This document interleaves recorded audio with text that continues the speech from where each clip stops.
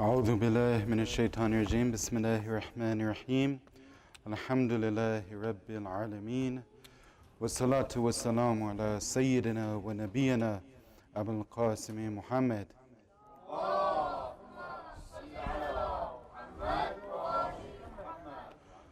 وعلى أهل بيته الطيبين الطاهرين المعصومين. Assalamu alaikum, brothers and sisters. Again, it's an honor to participate in these programs with you. Inshallah, this is the third segment of the series we're giving about Sayyidah Zainab, salamun alayha, and the aftermath of Karbala. So in the first speech, we talked about a brief biography. We touched on a couple points of her life and her upbringing. Yesterday, we touched upon her taking care of the children and how we could take care of our own children. Today, inshallah, I want to talk about two aspects of her mourning. And this we'll also talk, inshallah, tomorrow we'll talk about Arba'in and the number 40 because it's the night of Arba'in. And then the day after that, on Wednesday night, we'll talk about a few other aspects of the mourning of Sayyidah Zainab as well. So today I want to just talk about two stories of how she mourned or might have mourned. So the first one is about her performing the Salaat Layl or Namaz al-Shab, the midnight prayers, sitting down on the night after Ashura.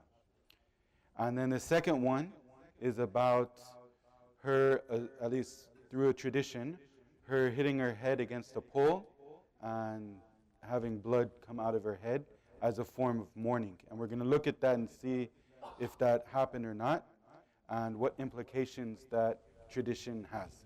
Because a lot of people use that tradition to support Tatbir. So we want to look at it and see if that's a valid tradition and also if that's a valid conclusion to take from that tradition. But first we'll talk a little bit about Salaat al-Layl. So we know that Sayyidah Zainab, when she was grieving, when she was in mourning directly after the martyrdom of her brother and her sons and Ahlul Bayt alayhim salam and the companions of Imam Hussein alayhi salam. And then she had to endure all the difficulties of protecting the children, of, as I said yesterday, jumping in front of the punches and the kicks and the whips of the enemies. At that night when darkness came and everything quieted down, she still had the mind to worship Allah. Right? Even though that would have broke many of us in this room. Many of us in this room here, if that happened to our family, we would be completely broken. We wouldn't even know our names anymore at that point. But she still had the presence of mind to worship. And not only perform her wajibat, but mustahabat as well. So Salatul Layl is not wajib, it's mustahab. Now Sayyidah Zainab, we talked about on the first night, the high spiritual station that she had. So one of the necessary components of someone that has a high spiritual status is performing Salatul Layl. So she definitely performed it throughout her life. And she performed it standing up. But on that day, because of the grief and because of the difficulties that she faced, she prayed sitting down. So there's two things to take from that. First is how intense the grief was that it made her have to sit down and pray. And second, how important this prayer is, that even in that situation, she didn't leave it. Right? So what I want to do is I want to talk a little bit about the importance, hopefully encourage us if we're not going to perform it every night, at least once in a while, because this is a prayer that we could get immense amounts of benefits from. Now, when I was in Qom, the akhlaqi teachers emphasized this prayer a lot. So there's akhlaqi teachers, for instance, Ayatollah Tahiri, which I think you guys have heard of. He gave a list of mustahab actions to perform every day for us to get closer to Allah, like the first step of spirituality. And in this list, Salatul Layl was one of the most emphasized aspects of this list. So he said, not only should you perform this prayer, even if you miss it, do its qada.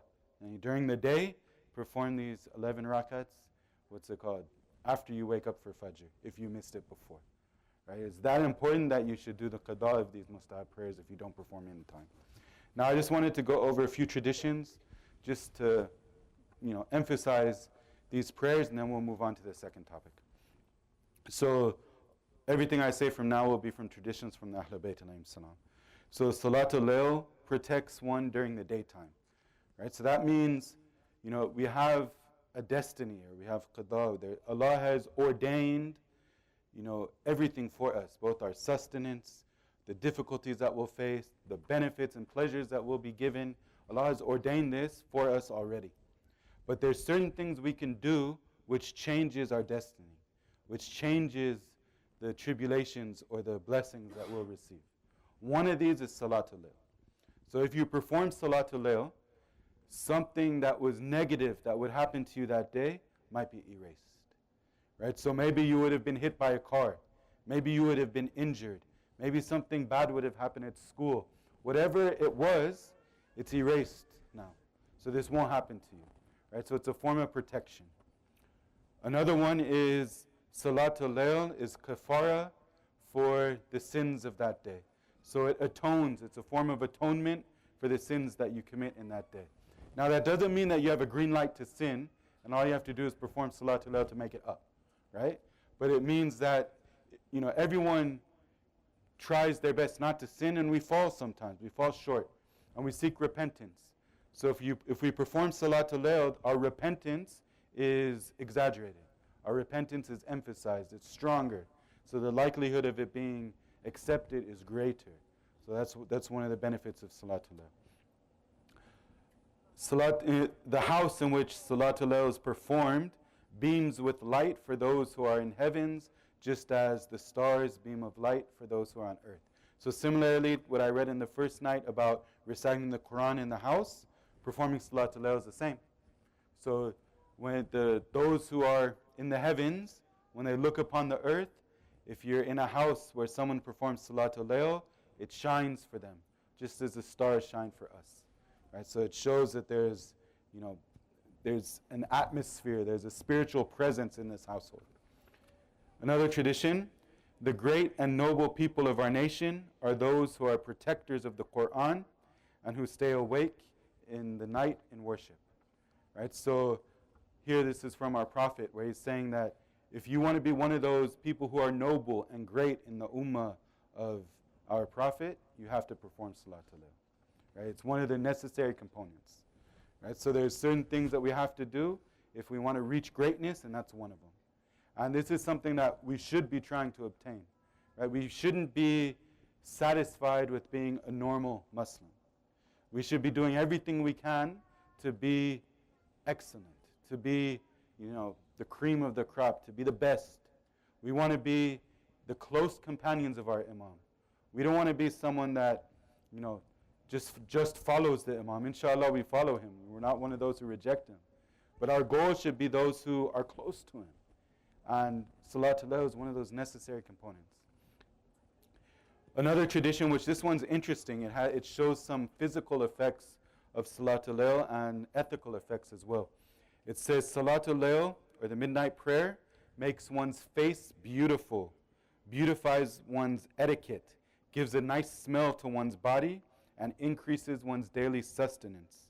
It also removes sorrow and grief and gives strength to the eyes.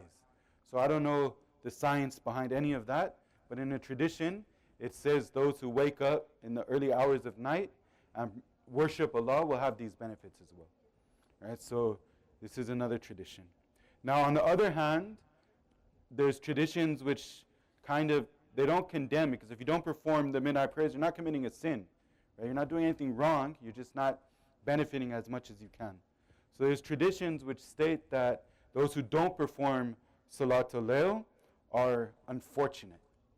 Right? So if we don't wake up, if we don't desire to perform, if we don't have the tawfiq to want to perform Salatul Layl, we're unfortunate. It's unfortunate.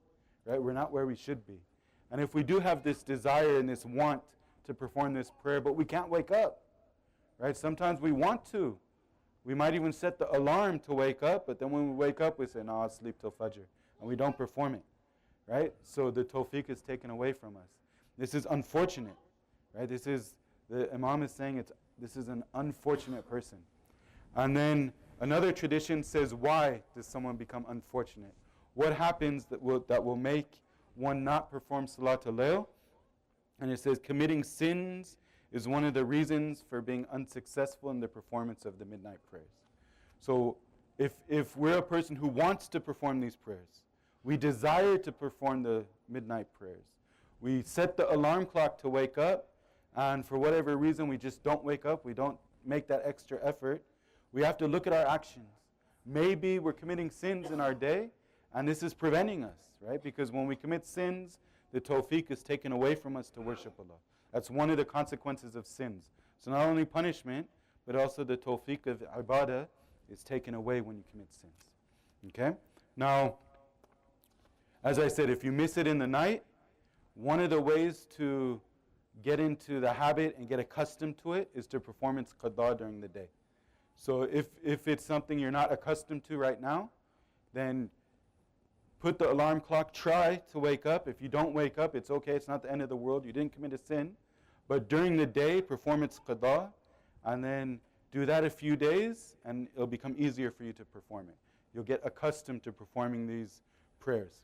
Also, the best time is right before Fajr, but if that's difficult for you, you could pray at the beginning of midnight. So before you go to sleep, if you go to sleep late, around midnight time, you can perform these prayers at that time, and it's still counted, right? You still get the benefits of it. Okay? Please recite Salawat ala Muhammad wa ala Muhammad.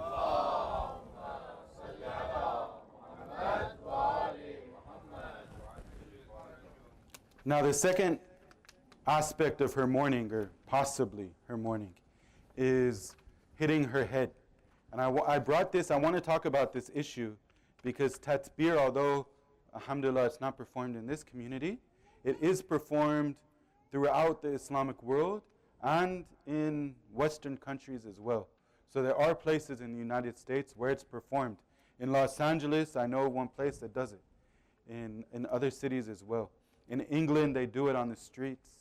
In, in Australia, there's even places that do it. Everywhere in the Western world, people do it. And it's becoming an issue, a debated issue. So even if this community doesn't do it, I'm sure people in this community have had discussions with people who are in favor of it, or the topic has been raised. So it's good to have enough knowledge to be able to discuss the issue at least, right? And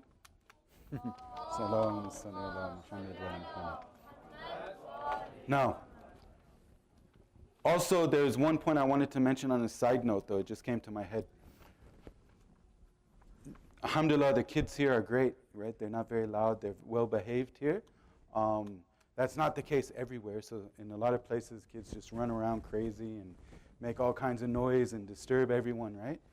So in Iran, a person, I don't know who asked this, but someone asked Ayatollah Mukarram Shirazi whether they should bring their kids to the masjid when their kid just runs around and disturbs people who are trying to listen to the speech. And Ayatollah Mukarram Shirazi gave a long answer emphasizing the need to bring the kid, let them run around. The people who are bothered shouldn't be bothered, and where else will this kid learn about Islam and learn to get close to Allah other than taking him to the masjid, right?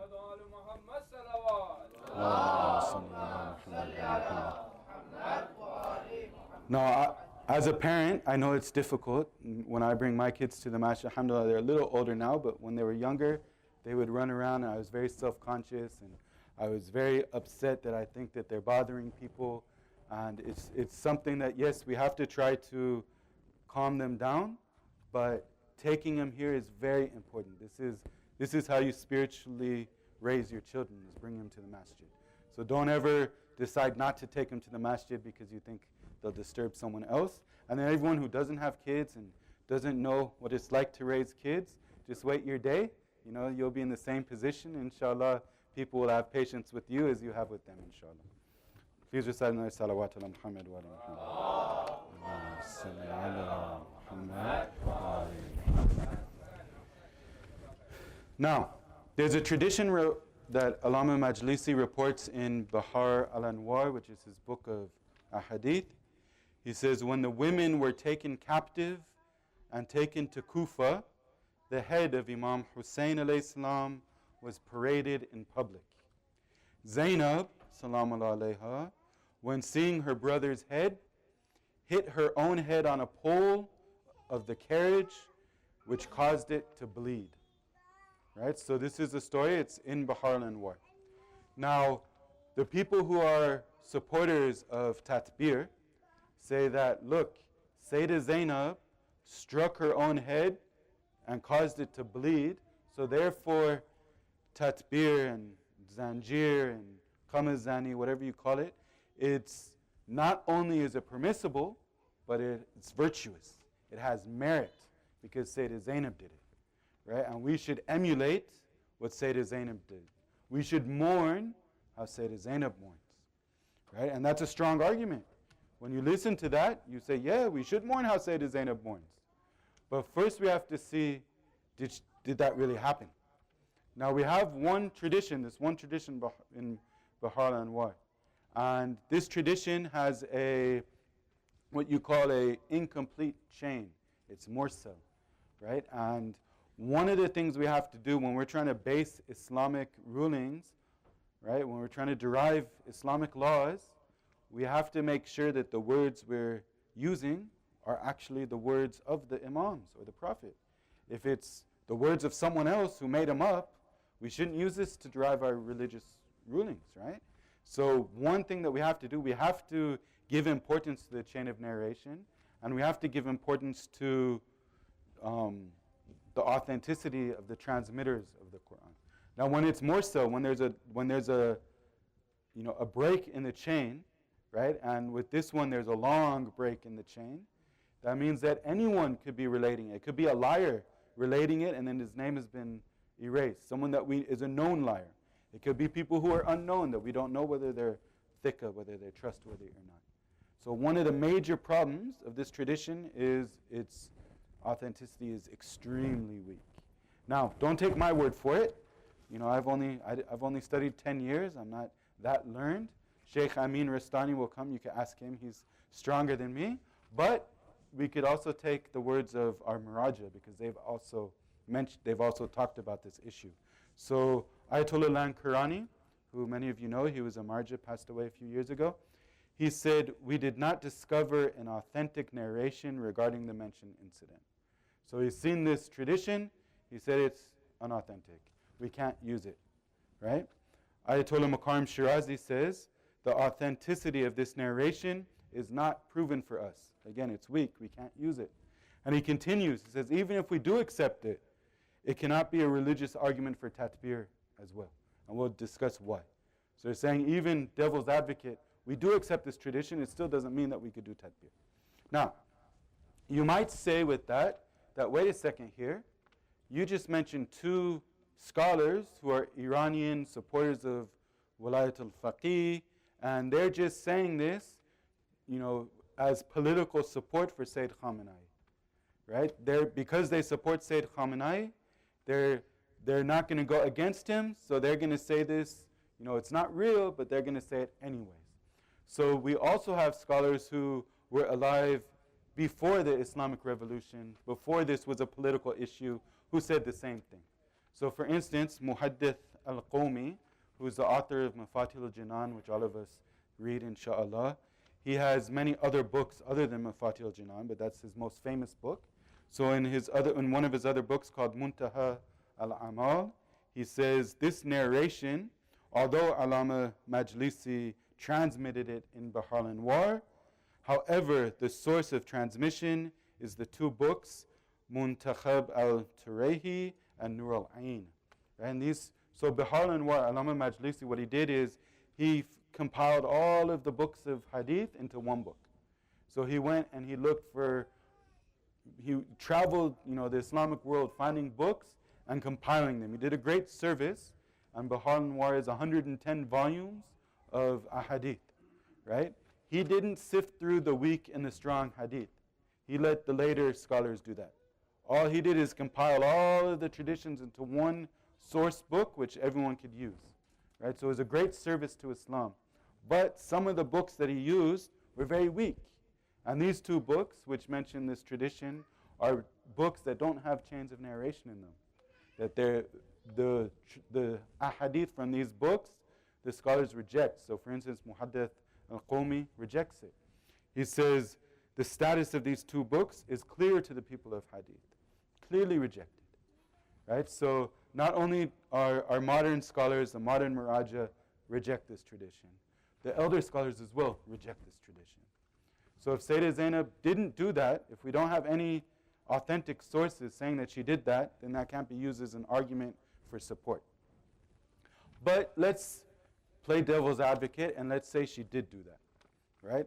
I don't think she did, personally. I think, it's fabricated. But let's just imagine that she did. If she did that, would it mean that we can do tatbir? So there's other problems with this. One problem is, if you're saying it's virtuous, if you're saying it has merit, why did Sayyidah Zainab only do it once? Why did she only do it that one time? Why didn't she do it every year? Right? It's only reported this one time, and the way that they present it is she was overcome by grief, she lost herself, and she hit her head on the pole. And never again in her life did this happen. So if it was merit, if it was something that you should do, she would have repeated it. She did it once, why wouldn't she do it again? Second, even more important, is that the imams didn't do it. So none of the imams performed this action. There's no historical evidence anywhere that any one of the imams hurt themselves or cut themselves out of grief, right? So, Sayyidah Zainab is respected. We love Sayyidah Zainab. We cry over Sayyidah Zainab. We, consider her one of the purest women to ever set foot on this earth. But we take our religion from the Prophet and the imams, not from her. She's a role model. But if she would have done anything which contradicted what the imams did or what Sayyidah Zahra did, we take it from them, not her. Right? The imams never did anything like that. Now, some people make a counter argument to that. They say, how do you know the imams didn't do that? They could have done it in private.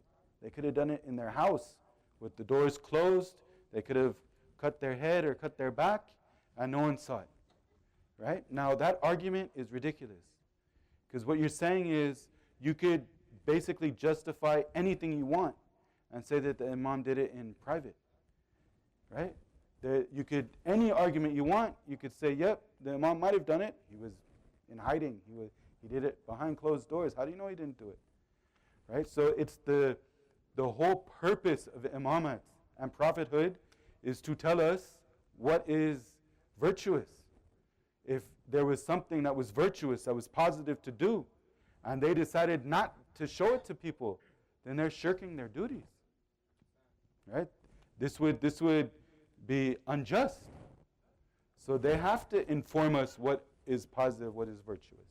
So the fact that they didn't do that shows us that this is not virtuous.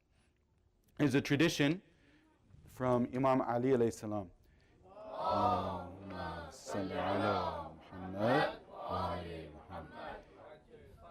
He says, look at the people of the Prophet's family, the Ahlul Bayt alayhim salam. Adhere to their direction. Follow their footsteps, because they would never lead you out of guidance and would never throw you into destruction. Right? You got to follow them. If they sit down, you sit down. If they stand up, you rise up. And the important part here, do not go ahead of them, as you would thereby go astray. And do not lag behind them, as you would thereby be ruined. So some people say it's an intense form of mourning. It's stronger than crying. It's the biggest or the best expression of grief. But the imams didn't do that. So you're stepping ahead of the imam. We should follow the imam. Whatever the imams did, how the imams grieved, that's how we grieve. We don't go ahead of them. If we go ahead of them, we'll go astray. We'll get ruined. We'll get destroyed. Right? We can't be holier than the imam. It doesn't work like that. Right? We can't become at a spiritual level higher than Imam Ali alayhi salam, higher than Imam Sajjad alayhi salam. It doesn't work like that. We have to try to get as close as possible, but we will never be able to get higher, right? So that's important. So that means even if this did happen, right, even if she did hit her head against that pole, right, that doesn't mean we could do it. Now, it's unlikely she did. The tradition is very weak. No real scholar will accept that tradition. But even if it did happen, it doesn't mean we could do tatbir. Okay, now again, you're listening to me tell you this. And my opinions are worthless. My opinions on fiqh matters don't mean anything to you. I'm not a mujtahid. Even if I was a mujtahid, I'm not a marja, so you can't follow me. Right? So no one to taqleed to me. Now, we have to look and see what the marajas say. Right? Let's look and see what they say. I've only chosen 4 of them, but there's a website called tatbir.org. On this website, there's a list of scholars, like, I don't know, 20, 30 maraja, who you could look and you could see their fatwas against tatbir. There's also a lot of reasoning, arguments against tatbir as well. So if you want more information, refer to that. But I'll read a few of the fatwas. So first one from Sayyid Khoy. Sayyid Khoy says, if blood matam and hitting oneself with chains, which are practiced in Muharram, cause serious harm or ridicule the religion and the sect, then it is impermissible. So it's impermissible if it does one of 2 things. If it causes harm, serious harm, or if it ridicules Shia Islam. Now, I'll talk a little bit later about how it ridicules Shia Islam, but harm, it does cause harm. When I was in Luton is a very cultural center. I had a great time in Luton, but there are people who did Zanjeer in Luton, and they would cut their backs. And I would discuss with them, why you do this? It's dangerous. You could hurt yourself. The blade could accidentally go like straight in, and you could die even. And they said, no, everyone who does it, Allah miraculously heals them automatically. Now, I saw people stitching them up, and they weren't healed automatically. But, what's it called? This year, if you look on the news, as just one example of many, I was reading some 15-year-old boy in India who accidentally killed himself doing Zanjeer. Right? So people die. It's not only seriously harmed, people lose their lives doing this. Right? So it definitely causes serious harm. So according to that, it would be haram, according to Sayyid Khoy.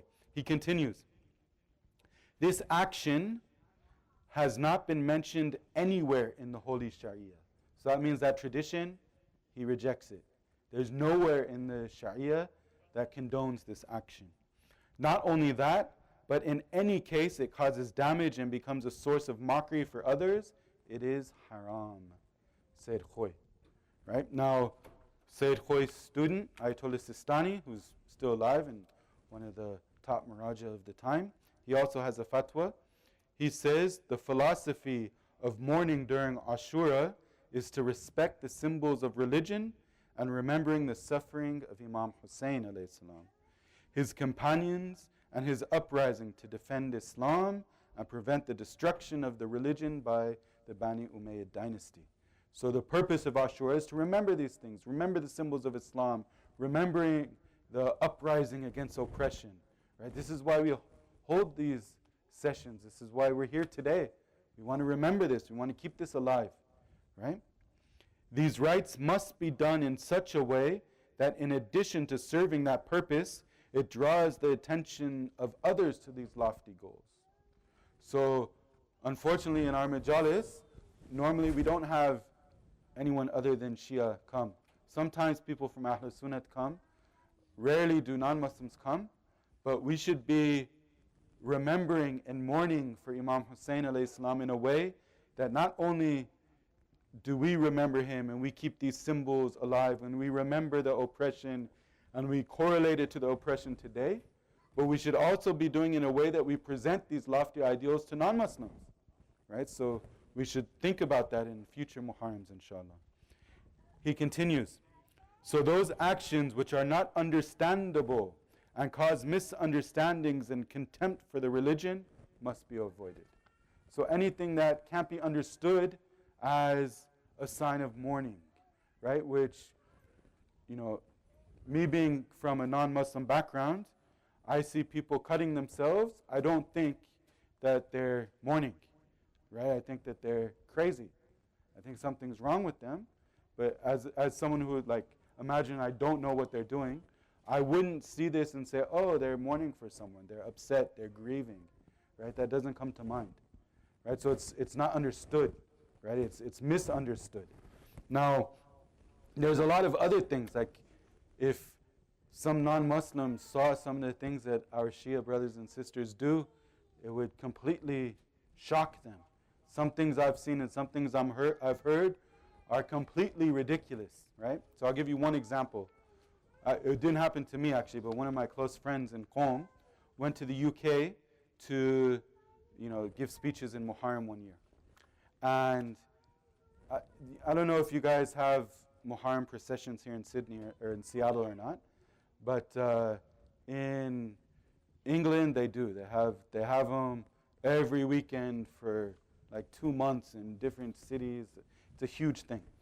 So usually what they do is they get a horse, a white horse, and pretend it's Zoljana and what's it called? Put different, I guess clothing on it, or they cover it, and they use it as a symbol, which in and of itself isn't a bad thing. But sometimes they go overboard, right? So this my friend who's a Sayyid went there and gave speeches. And the horse that they got was not one of their own horses, so they rented the horse. They got the horse from some white guy's stable, and they brought it to him, and they bring the Sayyid, and they tell the Sayyid, please recite the adhan and the qama in his ears because he's a kafir horse. We want to make him Muslim before the procession, right? So if you have a non-Muslim see that, they'll say these, Muslims are crazy, right? So you have to, sometimes we go overboard. Now, Zanjeer and Tatbir might be one of those cases where we go overboard.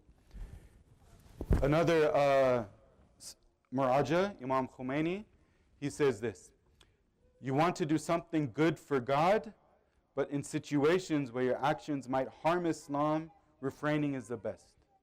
So here, he's not questioning the intentions of those who perform Zanjeer or those who perform Tatbir, right? So sometimes people will question their intentions. Allah knows what's in their hearts, right? We can't question their intentions. What Imam Khomeini is saying is that, look, sometimes you're doing something which you think is a service to Islam. You think you're getting closer to Allah for it, but in actuality it's harming Islam. So in this case, refraining from it is better. Right? He's taking a very soft approach here, but he's still saying refrain. He continues, instead participate in chest-beating processions, so lutmiya. Endeavor to hold these events with greater glory. If such actions bring about disrepute to the religion, then they are forbidden. So if people mock the religion because of your actions, these actions are forbidden. If it's, in these expressions of mourning. Now the last person I'll mention, Sayyid Khamenei. And just a quick note about Sayyid Khamenei, he issued a second letter.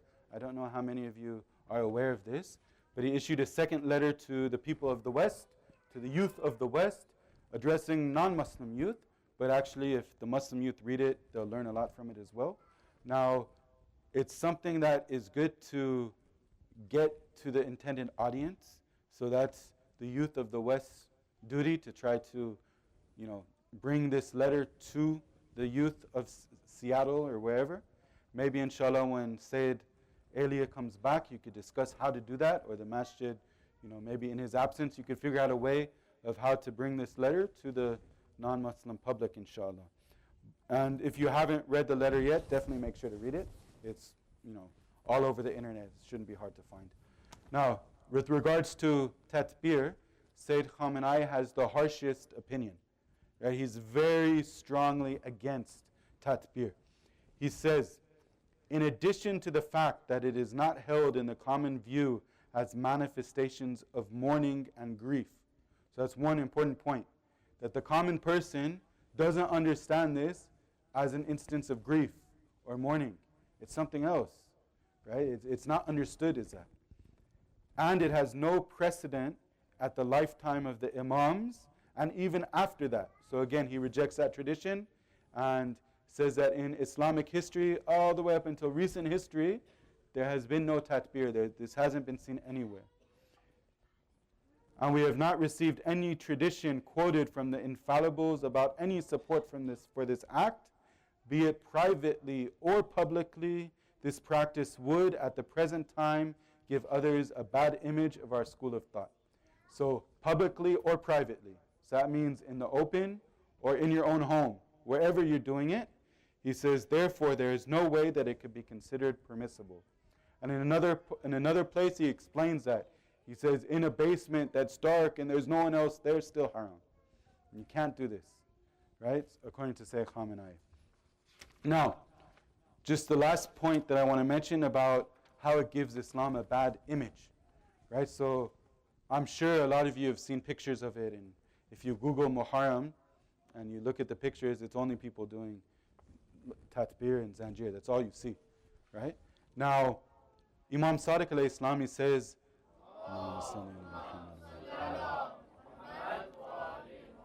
says, my followers, so he's addressing us, inshallah, us. He says, my followers, be an ornament for us, be a zina, beautify us, and do not be a shame on us. Don't do anything in our name that will bring shame upon us, right? Now, if you go online and you look at Western articles and newspapers about Tatbir, you'll find them, because I said it's being performed in Western countries, so the media writes about it. The media loves to write about it. They put pictures up. They love to show Muslims looking crazy, so they jump at this opportunity, right? Read the comments to these posts, right? You could find any one of them. Read what's written in the comments. I brought a few just for examples. But you could go, there's hundreds and hundreds of comments. Just scroll through and see what people are saying about Islam. Right? So I just brought a few of them. One of them is this. Beyond bloody ridiculous, no pun intended. Animals suddenly seem much more intelligent and advanced than we are. So by seeing these pictures, he's saying animals are more intelligent than these Muslims. Right? So it brings the image of Islam down. It brings the religion of Islam down. It harms us. Right? Another one. Religion turns people crazy. Right? So we're insane. Right? We shouldn't be religious. We should turn away from religion to keep our sanity. Because look at what these people are doing. Another one. These people are sons of dinosaurs. Right? So you're so, like they used to call them cavemen, but I guess now sons of dinosaurs. So you're so outdated that you do this type of things. And finally, some person by the name of Nick, he says, the Muslim religion is out for me after this. So that means this person might have been thinking about Islam, Allahu Alam, I don't know him, but he might have been thinking about whether Islam is a good religion or not. He sees these pictures, he says, that's it. I'm not going to look at this anymore. Now, I'm a convert as well. If the first thing that I saw about Islam were these pictures, I wouldn't have looked any further. Right? So, alhamdulillah, Allah blessed me to hide this from me for a few years, and then I found out about it. But if this was the first presentation of Islam, what the media says about, Muslims are terrorists, and then pictures of Muslims cutting themselves open and cutting their babies' heads open and doing all kinds of things like this, blood everywhere, it would be something that I probably wouldn't want to be anywhere around, right? He continues, it's up to them, but I won't be part of such archaic rituals like this. I fail to see how any good could come from this. So when we're mourning for Sayyidah Zainab, when we're mourning for Imam Hussein alayhi salam, we have to make sure that we're mourning in a way that we are the ornaments of the Ahlul Bayt alayhim salam. They want us to mourn. They want us to cry. They want us to beat our chest. They want us to express our grief and sorrow. But we have to do it in a way that it doesn't bring shame upon them. It doesn't harm the religion that they gave their lives to present to this world. Right? Because that would be the worst thing we could do. Assalamu alaikum ya Abu Abdullah. Inshallah, I want to talk a little bit tonight. I want to talk a little bit tonight about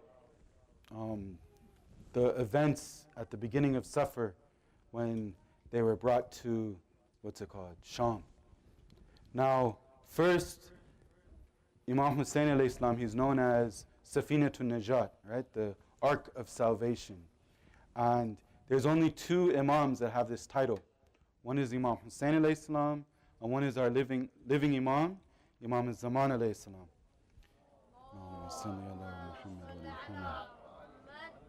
May Allah hasten his reappearance.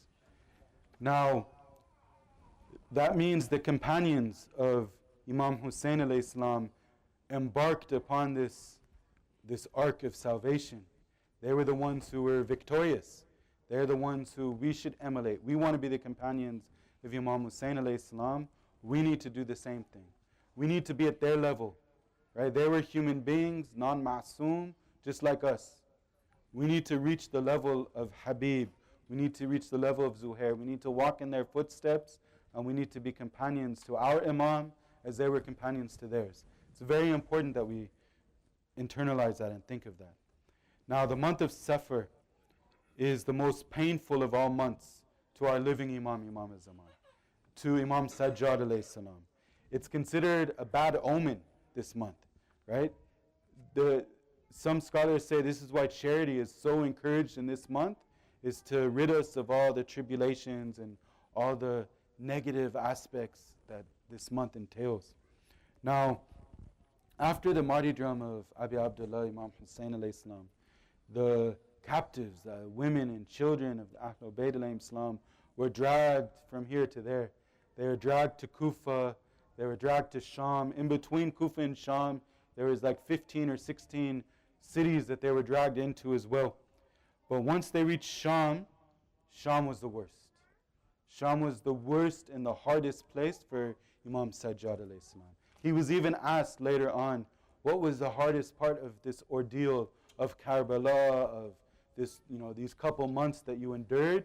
And he said, Ash-Sham, Ash-Sham, Ash-Sham, 3 times emphasizing that Sham and Damascus was the hardest and most difficult thing that he had to face. He said a statement when he was there that's moving. This statement, it actually takes a little bit of thinking to try to fathom and understand how such a statement could come from the Imam. And inshallah later we could talk about this. He says, I wish my mother didn't give birth to me so I wouldn't see what happened at Sham. I wish my mother didn't give birth to me. This is an Imam saying this. Allahu Akbar. When the captives reached Sham, they were held outside of the gates for a few days while the people of Sham decorated the city for an Eid, for a festival. They decorated it. They were bringing the captives in. There was a companion of Rasulullah sallallahu alayhi wa sallam by the name of Sa'al ibn Sa'ad as-Sa'idi. He was coming back from a business trip. He sees Damascus is being beautified, ornaments are being put up, decorations, and he thinks, is there an Eid that I don't know about? What's going on? So he asks people what's happening. And they say that there were rebels that tried to fight against and stand up to Yazid, and they were squashed. They were killed. And these are their captives. They're coming in. We're celebrating the return of these captives. Right? So he asks who they are, this companion of the Prophet. Who are they? And they tell him that they're about to enter the door. Go look for yourself. So he goes. He sees the heads of the shuhada. He sees the women. He sees a man. And he goes to the man. The man, he's barefooted. His back is bleeding from the whips. He's chained. He's wounded. And he asks him, who are you? He says, I'm Ali ibn al-Hussein. And the companion starts crying. He knows who he is. He says, the Imam says, it seems like you have love for us, for the Ahlul Bayt. And he says, yes, what can I do for you? Can I do anything? Inshallah, we're in a position where we can help the Imam and ask him, what can I do for you? Inshallah, not in that situation, but hopefully we see our Imam and we can help him. But this companion asks, what should we do? What can I do? So the Imam says, please tell them to move the heads in the front.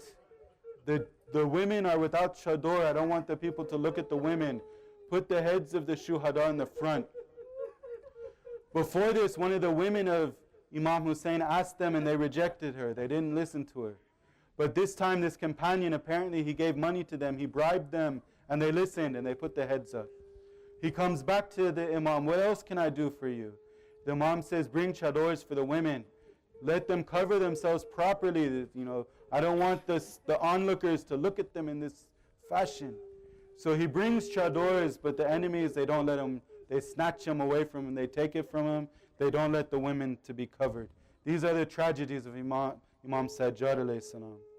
Now, they get taken to the court, right? There's dignitaries from all over the area. There's foreigners there. There's non-Muslims there. There's people there in this court attending this festival, this parade, this joyous occasion that they have. And they put the women of the Ahlul Bayt, they line them up in a line for everyone to gaze at, for everyone to look at. Shimr starts calling them name by name, one after the other. They reach Zainab bint Ali, and Zainab tries to hide herself behind people. And Imam Sajjad is there looking at them. How could he bear this? The reporter of it says that there was a 3-year-old or a 4-year-old, one of Imam Hussein's daughters, who was trying to walk, but she couldn't walk properly because all of the women's necks were chained together, and she was so short that she was always off balance. And the women would constantly bend down so she could take a step and stand up and bend down. And this is what they did to them. Now, finally they take him from there, and the events which later on we'll discuss, but they take him from there, they put them in the prison again. The food that they give him is so little that Sayyidah Zainab doesn't eat any food. She just gives her food to everyone else. And because of her weakness, again, she has to pray namaz al-shab sitting down, like we said before. And she, at this time though, one night, after seeing her father in a dream, Ruqayyah starts crying and crying and crying, and all the other women start joining her, and they're crying for Imam Hussein. They're grieving for all of their family that were martyred. And this wakes up Yazid. It disturbs his sleep. Yazid gets angry and asks, what's happening over there? And they said, the little girl's crying for her father, for her daddy. So he said, if she wants her dad, if she wants her father, take the head to him. So they take the head, who knows, Allahu Alam, how many hands it passes through. They bring the head to the daughter of Imam Hussein alayhi salam. They put it in front of her. She looks at her father. She hugs her father's head. Imagine, think. She says, she starts to address, Abi, oh father, did they give you water before they killed you? Oh father, what made your beard so red? Who did this to you? Oh father, after me, after you left, they slapped us, they kicked us, they burned the tents. After you left, they ripped out our earrings. After you left, they made us walk through the desert barefoot in the heat. After you left, they chained us up with everyone. And then she becomes quiet. She stops talking. Zainab nudges Imam Sajjad alayhi salam. Go see what happens. Why she's not talking anymore? Why is she quiet? Imam Sajjad goes over to her, shakes her shoulder. He says, Inna lillahi wa inna ilayhi raji'un. My sister is no longer with us. Inna lillahi wa inna ilayhi raji'un.